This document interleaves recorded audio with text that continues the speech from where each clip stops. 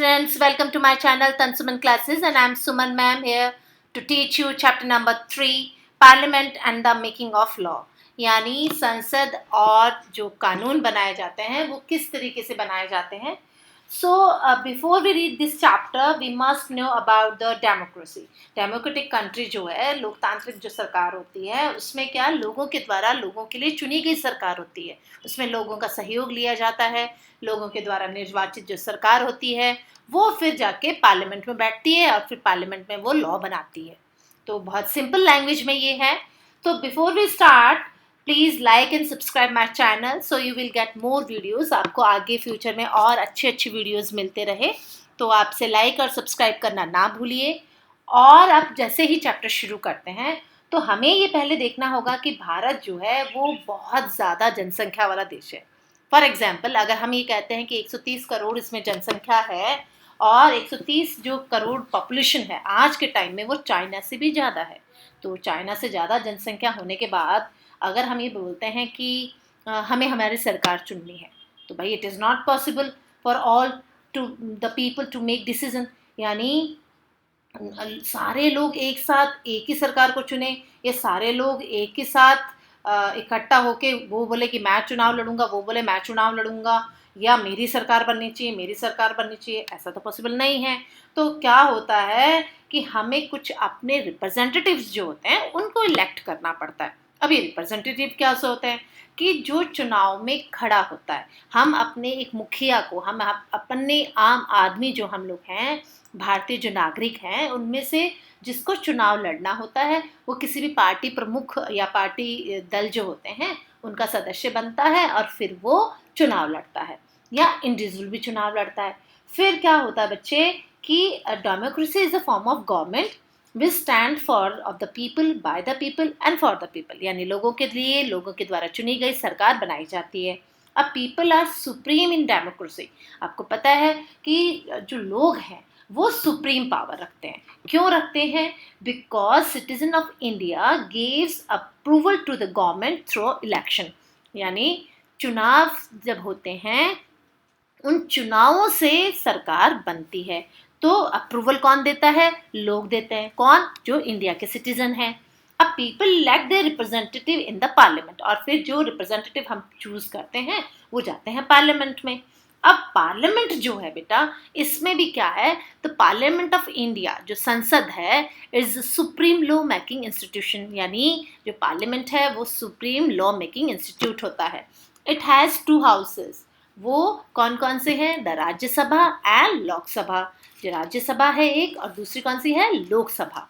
अब राज्यसभा जो है वो काउंसिल ऑफ स्टेट्स होती है with the total strength of 245 members. यानी कि राज्यसभा में 245 मेंबर होते हैं और काउंसिल ऑफ स्टेट होती है, और इसके जो चेयरपर्सन होते हैं वो वाइस प्रेसिडेंट ऑफ इंडिया होते हैं. Got it? यहाँ तक तो आपको समझ में आ गया होगा. अब हम देखते हैं सेकंड पार्ट. सेकंड पार्ट है लोकसभा. अब लोकसभा क्या है? House of the people. यानी लोगों के लिए हाउस, लोगों का हाउस. अब with the total membership is 545. यानी 545 इसमें मेंबर होते हैं. और it's preceded over the speaker, जिसमें प्रेसिडेड होता है बाय द स्पीकर, स्पीकर के द्वारा. अब लोकसभा क्या होता है बेटा? Lok Sabha is usually elected once every 5 year. यानी लोकसभा जो होता है उसमें हर 5 साल बाद में चुनाव होता है. तो पहले हम पढ़ते हैं रोल ऑफ पार्लियामेंट. अब संसद की क्या भूमिका होती है, संसद किस काम आता है और संसद को बनाने की जरूरत क्यों पड़ी? Created after 1947, the Indian Parliament is an expression of the faith that the people of India have a principle of democracy.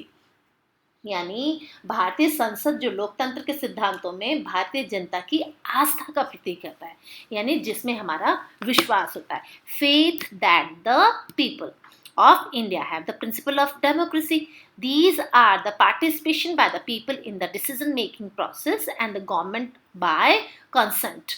And the parliament in our system has immense power because it is the representative of the people.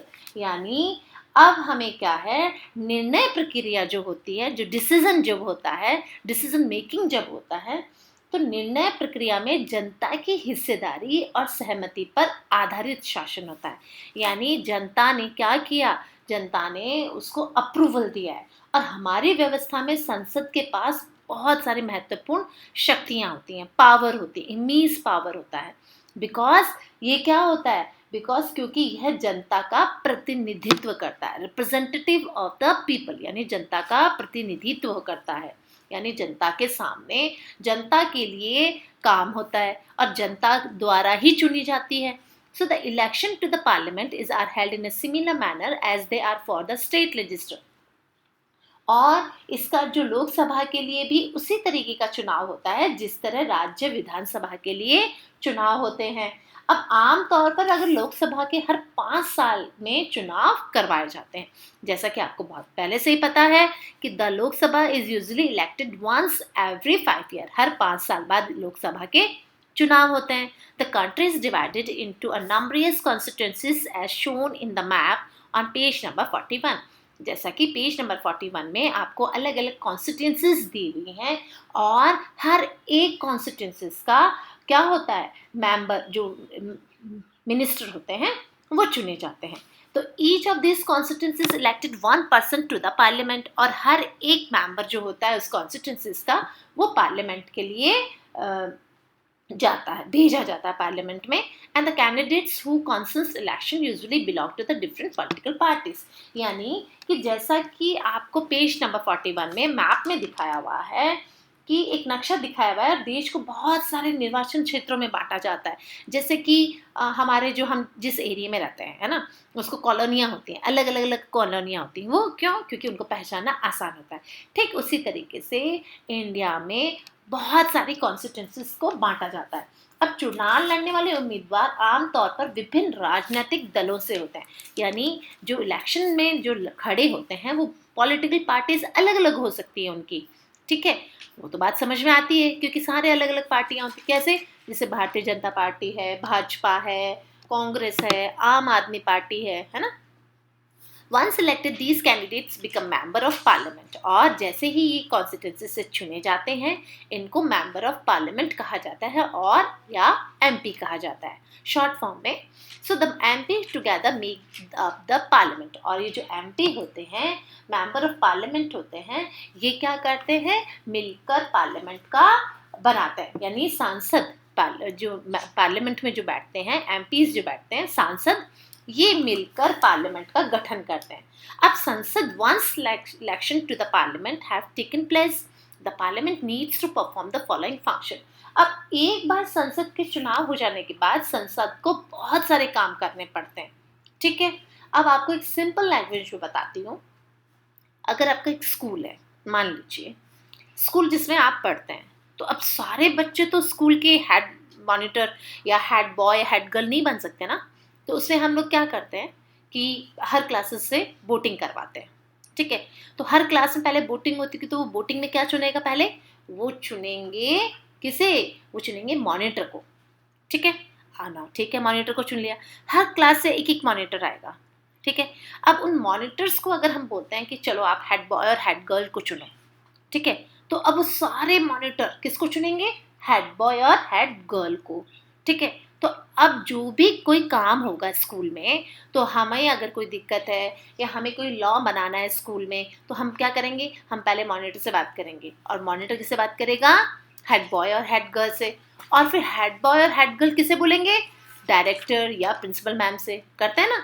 ठीक उसी तरीके से जो हमारे जो संसद है उसमें भी काम होता है। अब कैसे, हमने चुना अपना कैंडिडेट, ठीक है, हमने हमारे रिप्रेजेंटेटिव चुने, वो जब चुनकर जाएंगे तो वो कहाँ गए, पार्लियामेंट में गए। अब पार्लियामेंट में हर कॉन्स्टिट्यूंसीज का एक एक उम्मीदवार चला गया।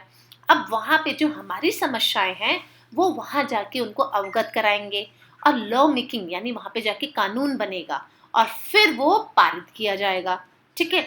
और जो जीत जाता है, और जो जहाँ पे कि वो रिप्रेजेंटेटिव जाते हैं, उनमें से जो बहुमत होता है जिसका पार्टी को, उसका जो नेता होता है वो प्रधानमंत्री चुना जाता है, ठीक है। तो आगे पढ़ते हैं किस तरीके से चुना जाता है। So the to the select to the national government. अब ये राष्ट्रीय सरकार का चुनाव कैसे होता है, जैसा कि हमने अभी बात करी कि नेशनल गवर्नमेंट किस तरीके से चुनी जाएगी, तो parliament of India consist of the president and Rajya Sabha and Lok Sabha, यानी भारतीय संसद जो है, पार्लियामेंट ऑफ इंडिया जो है, वो राष्ट्रपति के 2 सदन होते हैं। ठीक है, अब 2 सदन कौन कौन से होते हैं, जैसे कि हमने पहले पढ़ा है, राज्यसभा और लोकसभा। तो आफ्टर द लोकसभा इलेक्शन, जैसे ही लोकसभा का चुनाव होता है, the list is prepared showing the how many MP belongs to the each political party. हर पार्टी का अपना अपना एमपी होता है। ठीक है, for political party to form the government, they must have majority for elected MPs, since there are 543 elected members in Lok Sabha and have a majority party should have to least half of the number। जैसा कि अगर हम कहते हैं कि लोकसभा चुनाव के बाद में सांसदों की एक सूची बनाई जाती है, ठीक है, एक लिस्ट प्रिपेयर करी जाती है और उससे पता चलता है कि किस राजनीतिक दल का कितने सांसद चुने गए। अब अलग अलग पार्टियों के सांसद खड़े हुए थे, तो अब अलग अलग पार्टी के रिप्रेजेंटेटिव खड़े से हुए थे। अब जब उनको सांसद चुन लिया जाता है, तो यदि कोई राजनीतिक दल सरकार बनाना चाहता है, तो निर्वाचन सांसदों में बहुमत प्राप्त करना बहुत ज़्यादा ज़रूरी होता है, क्योंकि लोकसभा में 543 बहुमत हासिल करने के लिए क्या करना पड़ेगा, हमें इसके लिए बहुमत हासिल करने के लिए किसी भी दल के पास कम से कम 272 मेंबर्स और इससे ज़्यादा होने चाहिए। ठीक है, उसको पार्टी बनाने के लिए, उसको नेता बनने के लिए।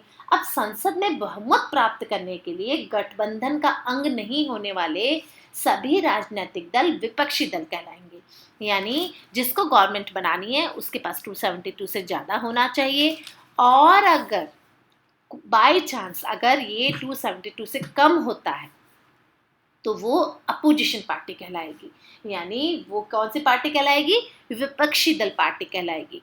ठीक है, so one of the most important function of the Lok Sabha is select the executive. अब जैसे कि एग्जीक्यूटिव है, एग्जीक्यूटिव हमने जैसे कि पहले पढ़ा है। अब क्या पढ़ा था, before we read in the constitution वाला पार्ट में, जो संसद वाला पार्ट था, है ना, जो हमारा संविधान वाला चैप्टर था, उसमें हमने पढ़ा था कि किस तरीके से एग्जीक्यूटिव है, लेजिस्लेचर है, जुडिशरी है, ये सब काम करते हैं। So the provision of the separation of a power of the constitution of India recommendeds the 3 organ of the state. First is executive, जो लॉ मेकिंग बॉडी होता है, लेजिस्लेचर जो उसको इम्प्लीमेंट करता है, ठीक है, और जुडिशरी क्या होता है, जो कोई पावर का मिसयूज ना करे, उसको ध्यान में रखता है। तो अब जो लेजिस्लेटर्स है, जो वो पार्लियामेंट वाला पार्ट होता है, तो उसमें क्या होता है, लॉ बनाने वाली बॉडी है ये, और इलेक्टेड होता है। इसमें क्या होता है, गवर्नमेंट जो होती है, गवर्नमेंट ऑफ जो इंडिया है, 1999 में ये आया था, जिसमें कि इलेक्टिव रिप्रेजेंटेटिव आएंगे और वोटिंग राइट के द्वारा वो वहाँ पे आते हैं, इलेक्ट होते हैं। So let us read। अब हम पढ़ते हैं, one of the most function of the Lok Sabha is select a executive. अब एग्जीक्यूटिव को चुनते हैं, तो the executive is one read in chapter 1, the group of person who work together to implement the law, यानी कि वो जो कानून है उसको वो इम्प्लीमेंट करते हैं, ठीक है, बाय द पार्लियामेंट की सहायता से। So the executive is often what we need to mind when we use the term government. अब जो हम सरकार शब्द का इस्तेमाल करते हैं, तो हमारे जहन में एक अक्सर ये आता है कि कार्यपालिका होती क्या है, इसका काम क्या होता है ना भाई, एग्जीक्यूटिव जो है उसका काम क्या होता है, कार्यपालिका का चुनाव करना लोकसभा का महत्वपूर्ण काम होता है। ठीक है, अब लोकसभा का महत्वपूर्ण काम किस तरीके से होता है, so the prime minister of India is a leader of the ruling party in the Lok Sabha.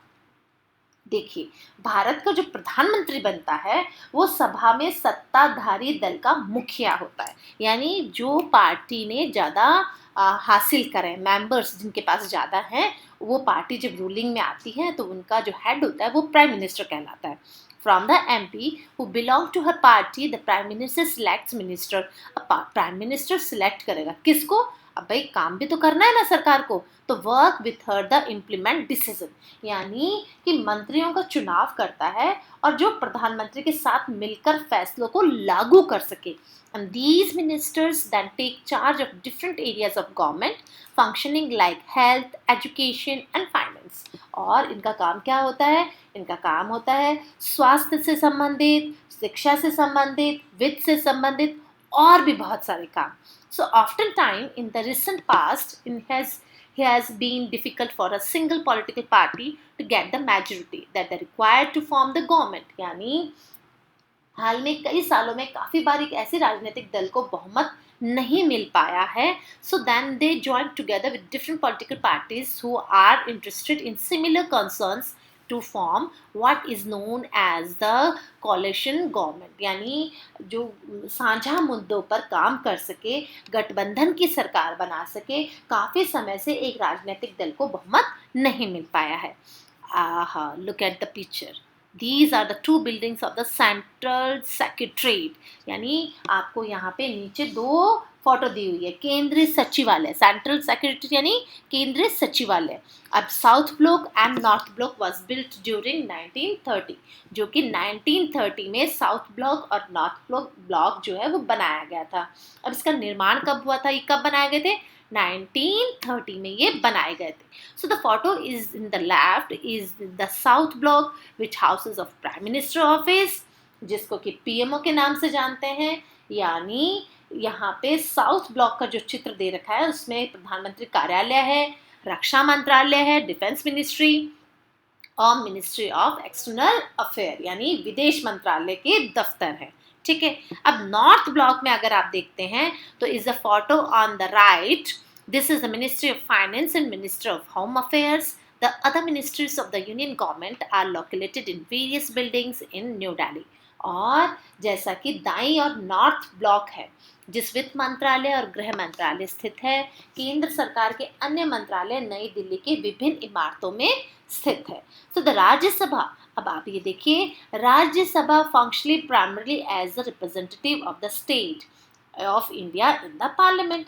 अब भाई हमने कह दिया कि लोकसभा को तो हमने चुन लिया, ठीक है, हमने हमारे रिप्रेजेंटेटिव को चुना, वो वहाँ गए, उन्होंने लॉ मेकिंग बॉडी है वो, और वो बनाते हैं और लागू कर देते हैं। लेकिन भाई राज्यसभा की जरूरत क्यों पड़ी? राज्यसभा का भी तो नाम है यहाँ पे, तो राज्यसभा भी उतनी ही इम्पोर्टेंट है और ये इसके प्रतिनिधि भी काम तो करते हैं। अब क्या है इसमें, the Rajya Sabha also initiate legislation as a bill is required to pass through the Rajya Sabha in order to become a law। यानी किसी भी विधेयक को कानून के रूप में लागू करने के लिए ये बहुत ज़्यादा ज़रूरी है कि उसे राज्यसभा की भी मंजूरी मिल चुकी हो, यानी राज्यसभा है वो बिल को पास करती है। अब इस प्रकार राज्यसभा भी बहुत महत्वपूर्ण भूमिका निभाती है, भाई ये भी तो उतनी ही इम्पोर्टेंट है। संसद का यह सदन लोकसभा द्वारा पारित किए गए कानूनों की समीक्षा करता है और अगर ज़रूरत हुई तो उनमें संशोधन भी करता है। और राज्यसभा के सदस्यों का चुनाव विभिन्न राज्यों की विधानसभाओं के द्वारा होता है ना। और अब राज्यसभा में कितने ज़रूरी हैं, 233 इलेक्टेड मेंबर्स होते हैं इसमें, और जो 12 मेंबर्स होते हैं वो नॉमिनेटेड होते हैं बाय द प्रेसिडेंट, राष्ट्रपति के द्वारा। यानी राज्यसभा के जो चुनाव होते हैं वो लेजिस्लेटिव असेंबली यानी विधानसभा के जो निर्वाचित सदस्य होते हैं वहाँ से ये आते हैं। 233 इलेक्टेड मेंबर्स होते हैं और 12 जो मेंबर्स होते हैं वो नॉमिनेटेड होते हैं, किसके द्वारा? प्रेसिडेंट के द्वारा। ठीक है, यहाँ तक तो हमें समझ में आ गया होगा। अब to control, guide and inform the government, अब भाई गवर्नमेंट कुछ गलत डिसीजन भी ले लेती है, गवर्नमेंट को गाइड भी करना ज़रूरी होता है। और अगर हमने हमारे रिप्रेजेंटेटिव्स चुन लिए, अगर वो कुछ गलत करते हैं, हो सकता है कि वो कुछ गलत डिसीजन ले ले, हो सकता है कि वो कुछ गलत कानून बना दे, तो उसके लिए भी उनको कंट्रोल करना ज़रूरी है ना। तो वो किस तरीके से किया जा सकता है? तो the parliament while in section beings with a question are, यानी अब जो सरकार को नियंत्रण करना भी ज़रूरत है ना, मार्गदर्शन यानी उसको गाइड करना भी ज़रूरी है, और इन्फॉर्म द गवर्नमेंट यानी उसको जानकारी देना भी आवश्यक है। वो इतना ही ज़रूरी है जैसे कि संसद सत्र चलता है, आपको सभी को पता है कि पार्लियामेंट का सेशन आवर जो चलते हैं उसमें सबसे पहले प्रश्नकाल होता है, यानी क्वेश्चन आवर होता है। अब इस क्वेश्चन आवर में होता क्या है भाई, क्वेश्चन पूछे जाते होंगे, ऑब्वियसली क्वेश्चन पूछे जाते होंगे। तो प्रश्नकाल एक महत्वपूर्ण व्यवस्था है जिसके माध्यम से संसद सरकार के काम काज के बारे में जानकारियां हासिल करते हैं, जिसके जरिए संसद कार्यपालिका को नियंत्रण भी करती है और सवालों के माध्यम से सरकार की खामियां भी बताती है और उनको आगाह करती है ना। इस तरह सरकार को भी जनता के प्रतिनिधियों यानी सांसदों के जरिया जनता की राय जानने का मौका मिलता है। अब जब अगर सरकार कुछ गलत करती है तो अब हमें तो भाई अगर हम विरोध करना चाहें तो हम कहाँ पार्लियामेंट में थोड़ा ना जाके खड़े हो जाएंगे। तो हम क्या करेंगे, हम हमारे जो जनप्रतिनिधि चुने हैं उनके द्वारा वहां पे बात पहुंचाएंगे। ठीक है, so the MP are the elicited information about the working of the government. This is very important way thought which the parliament control the executive by asking question. The government is alerted to its shortcoming and also comes to know the opinion of the people through their representatives in the parliament. For example, MPs. Asking question out of the government is a critical task for every MP, crucial because the opposition party play a critical role in the healthy functioning of the democracy. They highlight drawbacks in the various policies and programs of the government and mobilize popular support of their own policy. यानी जब question hours होता है, आप लोगों ने देखा होगा ना टीवी में जब न्यूज़ आती है तो आपने देखा कई मंत्री आपस में झगड़ा कर रहे होते हैं कि हमारे राज्य को ये चीज़ नहीं मिली है या हमारे स्टेट में पानी नहीं आ रहा है ना, हमारे स्टेट में खाने की कमी है, गैस सिलेंडर्स के रेट बढ़ गए हैं, है ना, कुर्सियाँ उठा उठा के भी फेंक देते हैं कभी कभी, तो आपने ज़रूर देखा होगा ये, है ना। तो वो अपनी बात को वहाँ रखते हैं और फिर क्या है भाई, फिर ये है कि साथ ही साथ में गवर्नमेंट जो होती है वो वापस फीडबैक लेती है ना। तो ये लेना भी ज़रूरी है, इसलिए लेना ज़रूरी ताकि उसकी खामियां पता तो चले। तो सांसदों के प्रश्नों के सरकार को भी बहुत फीडबैक मिलता है, यानी उसको सपोर्ट तो मिलता है। Keep on this the toes for the question asked by the MPs, यानी एमपीज के द्वारा जो क्वेश्चन पूछे जाते हैं उससे सरकार थोड़ी चुस्त तो होती है, यानी थोड़ी अलर्ट तो होती है। So in addition all the matters dealing with finance, the parliament approval is the crucial for the government, and this is one of the several way in which the parliament control, guide and inform the government. यानी अब जिसके माध्यम से हम लोग बहुत सारे questions उठाते हैं ना, तो उसका फीडबैक तो मिला। इसके अलावा वित्त से संबंधित मामले में भी संसद की जो मंजूरी होती है ये सरकार के लिए बहुत महत्वपूर्ण होती है ना। इसमें कई तरीकों से हमें माध्यम से सरकार को नियंत्रण भी कर सकते हैं, जैसे कि उसको मार्गदर्शन करते हैं हम लोग और उनके ऊपर कंट्रोल। तो सरकार को नियंत्रित, निर्देशक और सूचित करना हमारा काम होता है। ठीक है, और एक अहम भूमिका होती है सांसदों की, है ना। सांसद उनको बताएंगे, उनको सूचित करेंगे। यह भारतीय लोकतंत्र का एक मुख्य आयाम है और function the Indian democracy. Sorry, how do we law comes about, अब हाउ डू न्यू लॉ, अब जो नया कानून है वो किस तरीके से लागू किया जा सकता है। तो भाई जो नया कानून किस तरीके से बनते हैं, और नया कानून बनने के भी बहुत सारे अलग अलग तरीके हैं। तो नया कानून जब तक हमें कोई समस्या नहीं होगी, अगर हम हमारी कोई भी मुश्किल है उसको पार्लियामेंट तक नहीं पहुंचाएंगे तो वो कानून नहीं बन सकता। तो उसको पहुंचाने के कौन कौन से तरीके हैं। So the parliament has a important role in making law. There are many ways thought which take place and it is from different groups of society that raise the need of the parliament law. An important role of the parliament is to be sensitive to the problem faced by the people. यानी कि अगर कानून बनाने में संसद एक बहुत महत्वपूर्ण भूमिका अदा करता है, यह प्रक्रिया बहुत आगे बढ़ती चली जाती है ना, जो आगे तक जाती है। ये कैसे तरीके से, आमतौर पर पहले समाज के विभिन्न समूह किसी खास कानून को, है ना, के खिलाफ आवाज़ उठाते हैं। एक पर्टिकुलर लॉ होता है ना, हमने एक खास अपने आवाज़ उठाई। An important role of the parliament is to be sensitive to the problem faced by the people. और ये संसद की जिम्मेदारी है कि वो लोगों के सामने आ रही समस्याओं के प्रति थोड़ा सा संवेदनशील हो। है ना। Let us read the following story. आज हम नीचे दी हुई एक स्टोरी पढ़ते हैं। Understand how issue of the domestic violence was brought to the attention of the parliament and the process adopted for the issue to become law। और किस तरीके से घरेलू हिंसा का सवाल किस तरह संसद के सामने आया और हिंसा की रोकथाम करने के लिए कानून बनाने की प्रक्रिया क्या है, वो किस तरीके से कानून बनाया जाता है।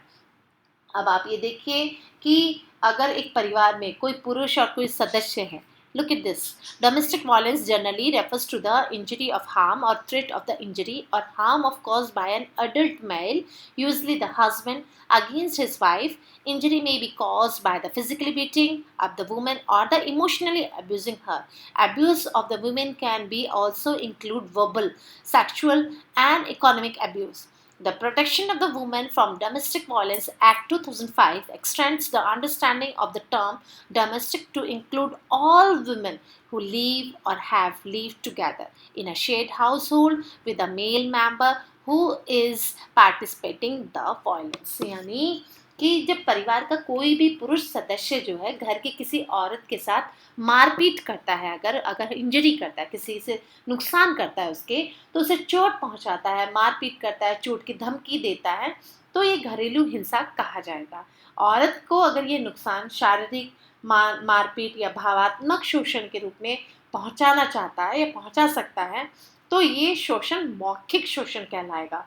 यौन या फिर आर्थिक शोषण भी हो सकता है। तो घरेलू हिंसा का एक्ट 2005 जो आया, उसमें हमें ये समझने की ज़रूरत है कि महिलाओं की सुरक्षा की परिभाषा जो है वो किस तरीके से दी गई है, कि समझ और अधिक व्यापक बना दिया इसने हमें कि महिलाओं भी घरेलू दायरे के हिस्सा मानी जाए और हिंसा करने वाले पुरुष एक साथ एक ही मकान में रहती है या रह चुकी है। अब ये हमें देखने की ज़रूरत है कि उसके साथ हिंसा किस तरीके से हो रही है। तो लुक एट द पिक्चर। अक्टूबर 2006 की ये बात बता रहे हैं कि साजिया एक newspaper. Sajiya, did you read today's newspaper? Isn't it? It is a great day for women. Sajiya, क्या आपने न्यूज़पेपर पढ़ा? और ये महिलाओं के लिए बहुत बड़ी बात है। No, not just women violence free homes to benefit everyone. Kusum, it's taken such a long time to get this law passed. In fact, it began to be establishing the need for a new law. यानी महिलाओं के लिए ही क्यों, हिंसा मुक्त परिवार तो सबके लिए ही अच्छे होते हैं। देखो ना कुसुम, इस कानून को बनने में कितना वक्त लग गया और बल्कि पहले तो नए कानून की ज़रूरत साबित करनी पड़ी। यानी हमें Kusum and Sajiya work for a women organisation, जो कि एक ऑर्गेनाइजेशन के लिए काम करती हैं, and they remember the journey of how the protection of women from domestic violence act got passed. Kusum और साजिया एक महिला संगठन का सदस्य हैं और उन्हें ये सफ़र करने में बहुत बड़ी और बहुत कड़ी मेहनत करनी पड़ी। वो किस तरीके से? अप्रैल 1991 की बात है। The typical day at their office, जैसा कि दफ्तर का आम दिन होता है। So I need advice, my husband beats me and have not told anyone so far, feel so ashamed, I can't go on like this anymore, but I have nowhere to go। यानी मुझे सलाह चाहिए कि मेरा आदमी मुझे बहुत पीटता है और मुझे अभी भी किसी भी तरह इस बात को बताने में बड़ी शर्म आती है कि अब मैं बर्दाश्त नहीं होता और मेरे पास चारा भी नहीं है, तो मैं कहाँ जाऊँ। I am being ill treated for my son and daughter-in-law, they verbally abuse me and I have no access to be my bank accounts, they may even throw me out। और दूसरी महिला जो है पिक्चर में, वो ये बता रही हैं कि मेरा बेटा और बहू मुझे बहुत बुरा बर्ताव करते हैं, बहुत भला बुरा कहते हैं और मेरे बैंक खाता जो है वो भी मुझे इस्तेमाल नहीं करने देते हैं, बैंक अकाउंट भी, और साथ ही साथ मुझे घर से भी निकाल सकते हैं। साइड में एक आपको दिया हुआ है पिक्चर में, I do not want to go to the police, I just want to stop the violence. यानी मैं पुलिस के पास नहीं जाना चाहती, बस मैं चाहती हूँ कि मारपीट बंद हो जाए। I just don't want to be through out of the house I am living in. मैं बस ये चाहती हूँ कि मुझे इस घर से ना निकाला जाए। Unfortunately the existing law of the criminal one does not offer these option. यानी बदकिस्मती से कानून जो है, फौजदारी कानून जो हमारा है, क्रिमिनल लॉ जो है, कानून जो है, उसमें क्या है, दोनों रास्ते मुमकिन नहीं है। अब throughout the 1990s, a need for a new law was raised at different forms. We heard as testimony of several women, we will see in the women want protection against being beaten, the right of the continue living a shared household and often temporary relief. We need a new civil law to address this issue.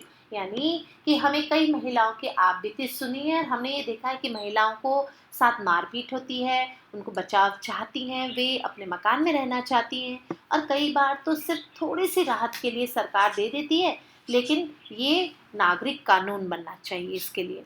In 1999, the Lawyer Collective, a group of lawyers, law students, and activists, after non-nationwide consultations, took the lead in the drafting the domestic violence bill. This draft bill was widely circulated. यानी कि किस तरीके से यहाँ पे दिखाया गया है कि जो स्टूडेंट्स हैं, लॉयर हैं, जो लॉ स्टूडेंट्स हैं, वो सभी इकट्ठे होते हैं और इसके खिलाफ आवाज़ उठाने की कोशिश करते हैं. So the definition of the domestic violence should include physical, economic, sexual and verbal and emotional abuse. यानी घरेलू हिंसा की परिभाषा में शारीरिक है, आर्थिक है, यौन है, मौखिक है और भावनात्मक रूप से भी ये दुर्व्यवहार शामिल किया जाना चाहिए. So this law should cover a woman living with a shared domestic space. This should be promoted from being to educate with the shared household. यानी साझा घरेलू दायरे में रहने वाले किसी भी महिला को इस कानून के तहत रखा जाना चाहिए और उन्हें साझा मकान से बेदखल होने से बचाया जाना चाहिए. What about some monetary relief, यानी आर्थिक मदद के बारे में क्या ख्याल है? अब भाई इनको आर्थिक मदद की भी तो ज़रूरत पड़ती है, तो इसमें क्या है कि किस तरीके की उनकी आर्थिक मदद करी जाए. तो विचार विमर्श के लिए अलग अलग संस्थाओं के साथ बैठक करी गई. Meeting were held with different organisation. So the women movement want a new law of domestic violence. The government should introduce it is parliament soon. यानी महिला आंदोलन घरेलू हिंसा पर एक नया कानून चाहता है और सरकार को ये प्रस्ताव जल्दी से जल्दी संसद में पेश करना चाहिए. आखिरकार 2002 में यह विधेयक संसद में पेश किया गया. लेकिन अब ये देखिए, the bill has none of what we have to be suggesting. यानी विधेयक में वो कोई बात नहीं है जो हमने सुझाई थी. We must oppose the bill in its present form. यानी हमें विधेयक के इस रूप का विरोध करना चाहिए. Let's have a press conference. We could also start an online petition. यानी पिटिशन भरना चाहिए हमें. चलो संवाददाता सम्मेलन बुलाते हैं और कंप्यूटर पे एक ऑनलाइन याचिका भी शुरू करते हैं जो कि इंटरनेट पे लोगों की राय दे सके. So the several women organization National Commission of Women made submission of the Parliamentary Standing Committee. और महिला संगठन जो महिला आयोग है उनके द्वारा समिति का सुझाव सौंप दिए गए. Instrument members of the Parliament Standing Committee, the present bill must be changed. We do not agree with the definition to domestic violence being proposed. यानी संसदीय स्थायी समिति के माननीय संसदगण वर्तमान विधेयक को बदलना जरूरी है. कौन बोल रहे हैं? मेंबर्स बोल रहे हैं. संसदीय जो मेंबर होते हैं वो बोल रहे हैं. और साथ ही साथ we do not agree with the definition. यानी घरेलू हिंसा की परिभाषा से हम सहमत नहीं हैं. The law needs to provide for temporary custody of the children. यानी इस कानून में बच्चों की अस्थायी कस्टडी का भी इंतज़ाम होना चाहिए. अब अक्टूबर 2006 की वापस एक सम्मेलन होता है, कॉन्फ्रेंस होती है और इसमें क्या होता है? What is this new law? अब ये नया कानून क्या है? This law is the first of recognizing a woman's right to the violence-free home and provides a comprehensive definition to the domestic violence. अब कॉम्प्रिहेंसिव तरीके से जो डेफिनेशन है डोमेस्टिक घरेलू हिंसा की परिभाषा को पेश करें तो ये पहला कानून है जिससे महिलाओं को हिंसा मुक्त परिवार और अधिकार की मान्यता दी गई है. This is a civil law admit at the providing relief to the million of women including wifes, mother, daughter and sisters affected by the violence in their home. यानी यह एक ऐसा दीवानी कानून है जो कि करोड़ों महिलाओं को राहत प्रदान करेगा. बहुत सारी पत्नियां, माँओं, बेटियों और बहनों को अपने घरों में हिंसा से अब निजात मिल जाएगी, यानी उनको राहत मिल जाएगी. सो द नेक्स्ट वापस एक और आता है कि this is the law is very significant step because it recognise the right of womens to live in a shared household. Women can get protection order against other future further violence. Women can get monetary relief to the meet their expenses including medical cost. यानी कानून बहुत महत्वपूर्ण कदम उठाया है और कानून को सांझे मकान में रहने के लिए महिलाओं को अधिकार की मान्यता देनी चाहिए. महिलाओं को किसी भी तरीके के हिंसा के खिलाफ सुरक्षा का आदेश प्राप्त कर सकती हैं. महिलाएं अपने इलाज और अन्य खर्चों के लिए आर्थिक सहायता भी प्राप्त कर सकती है. Now being another long journey, अब वो बोलती है कि अब एक और लंबा सफर शुरू होता है. Yes, now the government has to ensure that this law is implemented and enforced. यानी हाँ, हमें इस बात का ख्याल रखना है कि इस कानून में जिन बातों का वादा किया गया है वो सचमुच में लागू हो. और इस तरफ ध्यान रखना चाहिए कि महिलाओं, पुलिस, न्यायपालिकाओं सभी को कानून के बारे में हमें शिक्षित करना चाहिए. और why it is an important law, ये इम्पॉर्टेंट लॉ क्यों है भाई, कानून इतना महत्वपूर्ण क्यों है बच्चे. कानून बहुत ज़्यादा महत्वपूर्ण है. अब वो महत्वपूर्ण क्यों है एक उदाहरण से साफ हो जाता है. आप एक फॉर द अबव एग्जाम्पल, आपको ऊपर एग्जाम्पल जैसे दिए हुए हैं. The role of the citizen is crucial in the helping parliament frame different concerns the people might have into law, from establishing the need for a new law it's being passed. Every stage of process, the voice of the citizen is a crucial element, and this voice can be heard through the TV reports, newspaper, additional and radio broadcast, local meetings, all of which help in making the work that parliament does more accessible and transparent to the people. यानी हमें इस प्रक्रिया के विभिन्न चरणों को हमें नागरिकों के आवाज़ को बहुत मायने रखती है. यानी अगर जब भी हम कोई कानून बनाते हैं, चिंताओं को कानून के दायरे में लाने की ज़रूरत होती है. क्यों? क्योंकि आज आवाज़ टेलीविज़न रिपोर्टों, अखबारों और संपादकीयों और रेडियो प्रसारणों के द्वारा, साथ ही साथ आम सभा जो होती है उनके द्वारा, लोकल जो मीटिंग्स होती है उनके द्वारा अब हम क्या कर सकते हैं. अब हम कर सकते हैं इनके माध्यम से एक ठोस कदम उठा सकते हैं और पारदर्शी, accessible and transparent to the people, यानी पारदर्शी तरीके से जनता के सामने अब हम इस कानूनों के बारे में बात कर सकते हैं, लोगों के विचार व्यक्त कर सकते हैं. सो आई होप आपको ये बहुत अच्छा लगा होगा, समझ में भी आया होगा कि पार्लियामेंट जो है उसका क्या रोल है, और साथ ही साथ लोकसभा और राज्यसभा के बारे में. तो Lok Sabha is the must because Lok Sabha is usually elected once every 5 years. The India is divided into numerous constituencies.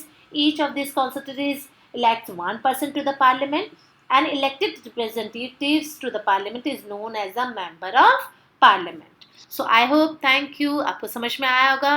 Don't forget to like and subscribe my channel Tansuman Classes.